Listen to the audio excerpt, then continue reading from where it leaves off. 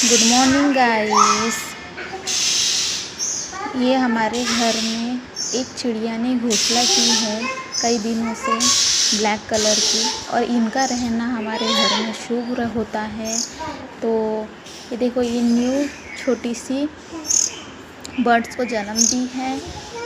तो ये देखकर बच्चे इतने खुश हो जाते हैं।